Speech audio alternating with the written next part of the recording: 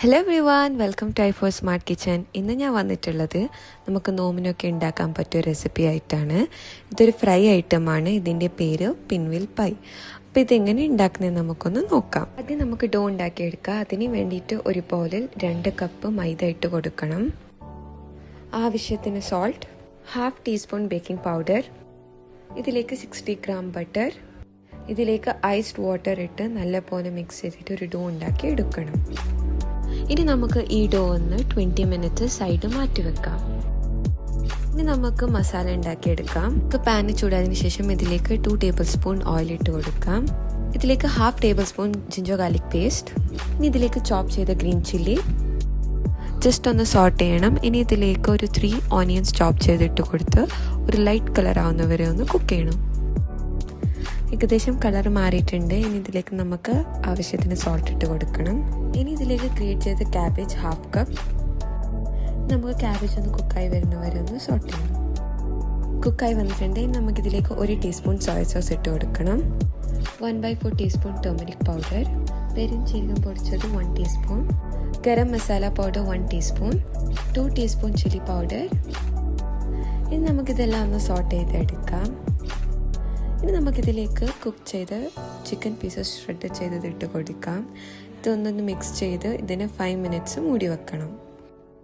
അപ്പം നമുക്കിവിടെ മസാല റെഡി ആയിട്ടുണ്ട്. ഇതിലേക്ക് കൊറിയൻഡർ ലീവ്സ് ഇട്ട് കൊടുക്കുക. എന്നിട്ട് ലെമൺ ഒന്ന് സ്ക്വീസ് ചെയ്ത് ഫ്ലെയിം ഓഫ് ചെയ്യുക. അപ്പോൾ നമ്മൾ നേരത്തെ റെഡിയാക്കിയ ഡോ ഒന്ന് എടുത്ത് ജസ്റ്റ് ഒന്ന് നീഡ് ചെയ്ത് കൊടുക്കുക ഒരു 2-3 ടൈംസ്. അപ്പോൾ ഡോനൊന്ന് നീളത്തിലായി പരത്തി കൊടുത്ത ശേഷം ചെറിയ പീസാക്കി കട്ടാക്കണം. വീഡിയോയിൽ കാണുന്ന പോലെ ഓരോ പീസിനെയും ചെറിയ ഉണ്ടാക്കിയിട്ട് എടുക്കണം. നമുക്ക് ഓരോന്നിനും ചപ്പാത്തി പരത്തുന്ന പോലെ ഒന്ന് പരത്തി കൊടുക്കണം. ഓരോന്നായിട്ട് ഉണ്ടാക്കിയ ചപ്പാത്തി ഷേപ്പിലുള്ള മാവിൻ്റെ മുകളിൽ കുറച്ചോ ബട്ടർ ഒന്ന് സ്പ്രെഡ് കൊടുത്തതിന് ശേഷം ഇതിലേക്ക് മൈദ കൊണ്ടൊന്ന് ഡസ്റ്റ് ചെയ്യണം. ഇനി ഇതിൻ്റെ മുകളിൽ അടുത്ത ഷീറ്റ് ഇട്ട് കൊടുക്കുക. അപ്പോൾ ഇതേപോലെ ഒരു 5 ടൈംസ് റിപ്പീറ്റ് ചെയ്യുക. ബട്ടർ സ്പ്രെഡ് ചെയ്യുക, അതുപോലെ മൈദ ഒന്ന് ഡസ്റ്റ് ചെയ്ത് കൊടുക്കണം. ഇനി നമുക്ക് ഓരോന്നായിട്ടൊന്ന് റോൾ ചെയ്ത് കൊടുക്കണം. നെക്സ്റ്റ് ഈ വീഡിയോയിൽ കാണുന്ന പോലെ നമുക്ക് ഇതിനെ വീണ്ടും റോൾ ചെയ്യാനുണ്ട്. ഇനി നമുക്ക് ഓരോന്നിനെ ചെറിയ പീസസ് ആക്കി കട്ട് ചെയ്തെടുക്കണം.